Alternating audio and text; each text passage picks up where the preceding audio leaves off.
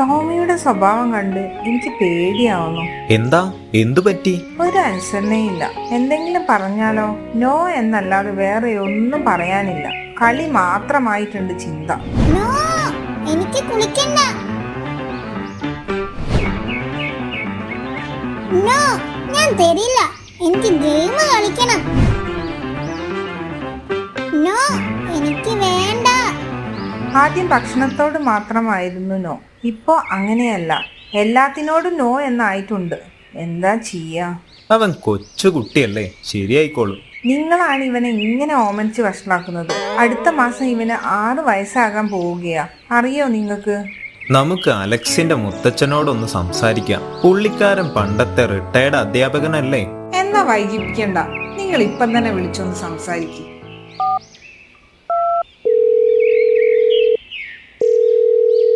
Hello, ഇത് അലക്സിന്റെ grand father അല്ലേ? അതേലോ, ആരാണ്? ഞാൻ ടോമിയുടെ ഫാദറാണ്. ആ, പറയൂ, എന്തൊക്കെയുണ്ട് വിശേഷങ്ങൾ? സുഖമല്ലേ? ഞാൻ ഒരു സീരിയസ് മാറ്റർ സംസാരിക്കാനാണ് വിളിച്ചത്. എന്താണ്? എന്തു പറ്റി?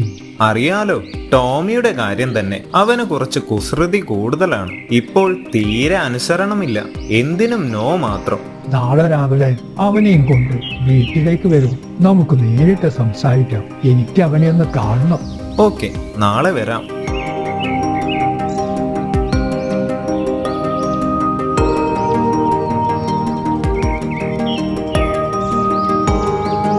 ടോമിക്ക് ഇത് വേണോ? ആ, വേണം വേണം.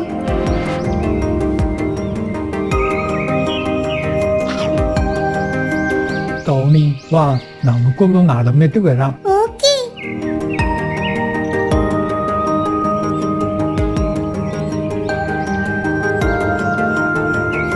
ടോമി, എനിക്ക് ആ തൈ പറിച്ചു തരാമോ? അതിനെന്താ, ഇപ്പൊ പറിച്ചു തരാലോ. നിസാരം.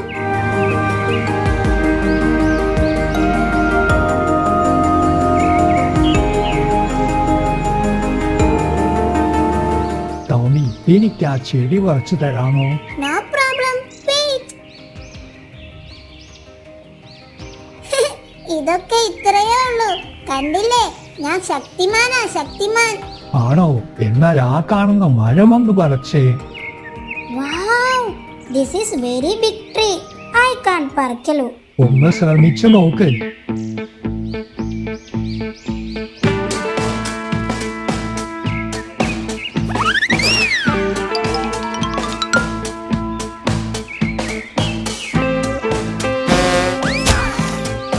എന്നെ കൊണ്ടൊന്നും പറ്റില്ല സാറേ, നമുക്ക് JCB വിളിക്കാം.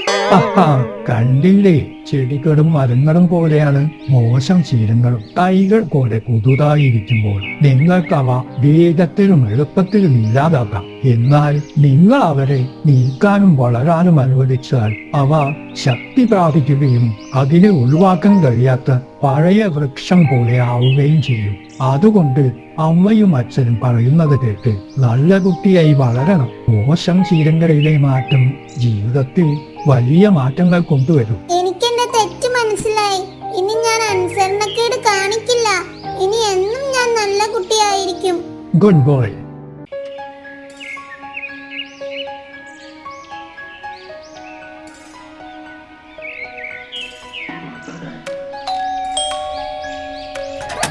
അല്ല, ആരിത്? ജോമിയോ? വാ വാ, കയറിയിരിക്കും. അങ്കിൾ, അലക്സ് അല്ലേ ഇവിടെ?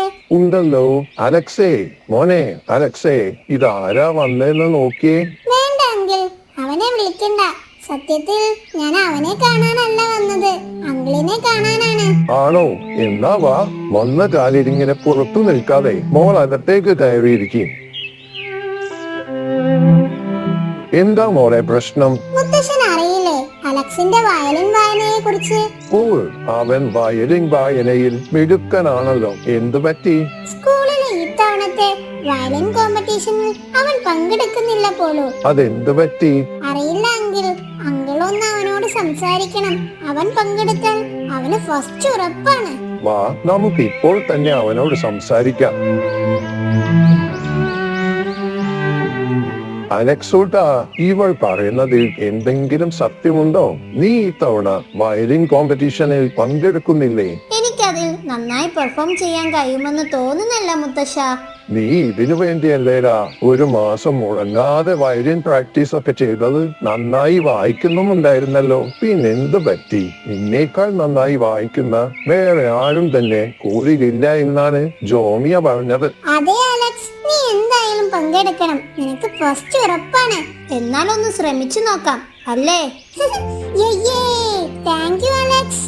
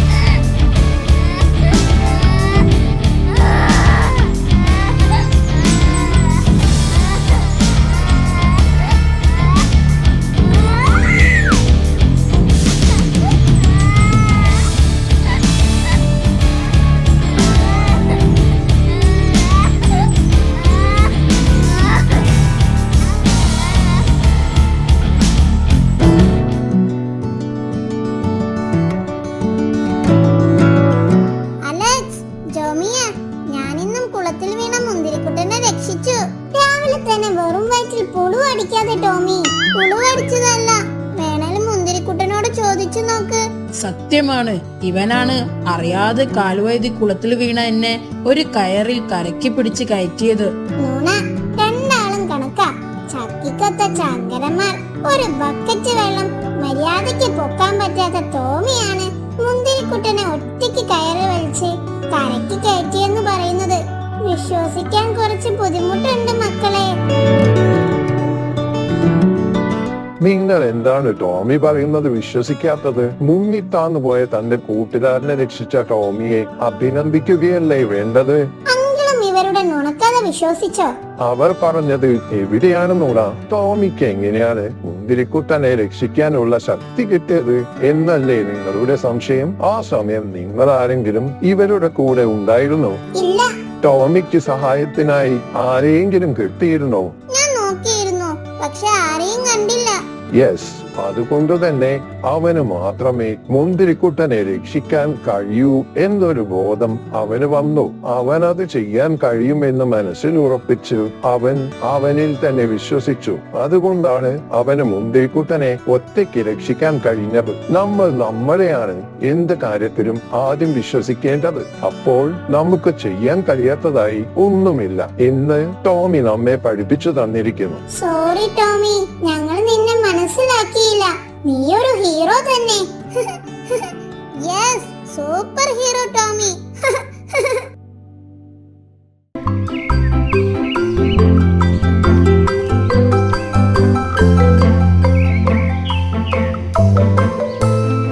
ഹായ് ചിൽഡ്രൻ, ഇനി 2 ദിവസം കൂടിയേ ഉള്ളൂ നമ്മുടെ ആനുവൽ സെലിബ്രേഷന്. എല്ലാവരും അവരവരുടെ പരിപാടി മികച്ചതാക്കാൻ ഇനിയുള്ള ദിവസങ്ങൾ റിഹേഴ്സലിനുള്ളതാണ്. അതുകൊണ്ട് എല്ലാവരും പോയി നന്നായി പ്രാക്ടീസ് ചെയ്യുക. Thank you teacher.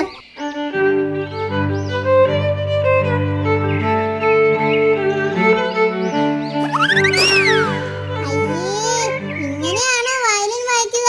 കേൾക്കാൻ ഒരു രസവുമില്ല. ഇതിനേക്കാൾ നന്നായി ഞാൻ വായിക്കും.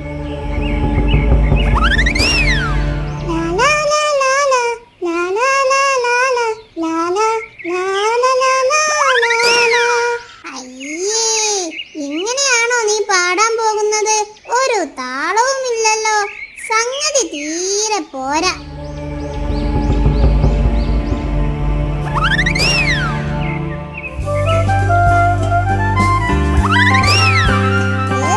ഒരു ഭംഗിയുമില്ല നിന്റെ ചിത്രം കാണാൻ. ഇതിലും നന്നായി ഞാൻ വരയ്ക്കും.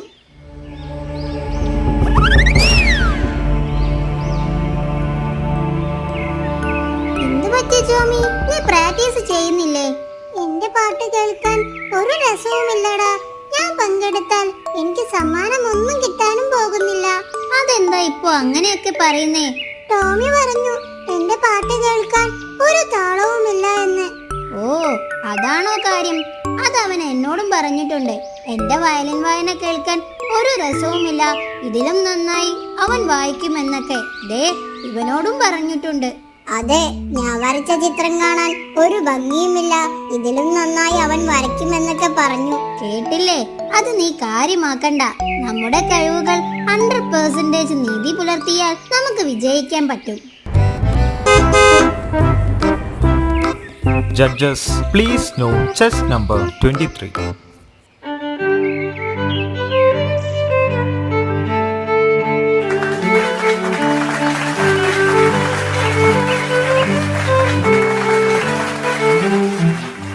അടുത്തതായി പാട്ടാണ്. Judges please note chest number 1 on stage.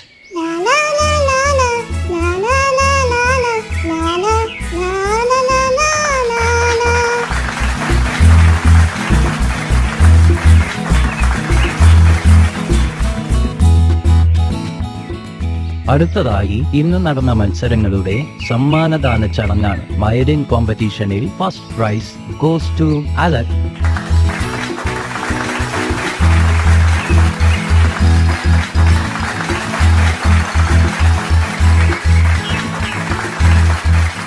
അടുത്തതായി ഇന്ന് നടന്ന സോങ് കോമ്പറ്റീഷനിൽ first prize goes to Jomiya.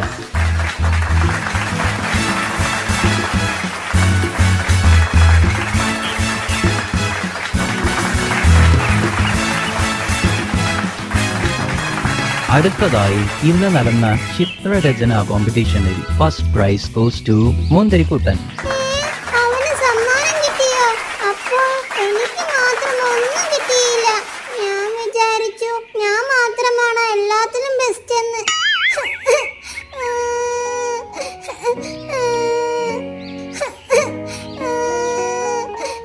അറിയല്ലേ Tomy, പരിപാടികൾ കഴിഞ്ഞിട്ടൊന്നുമില്ലല്ലോ. നാളെ നമ്മുടെ ഒരു ഗ്രൂപ്പ് ഡാൻസ് ഉണ്ട്, നീയും കൂടിക്കോ. നമുക്ക് ഒരുമിച്ച് കളിക്കാം, ഞങ്ങൾ പഠിപ്പിച്ചു തരാം.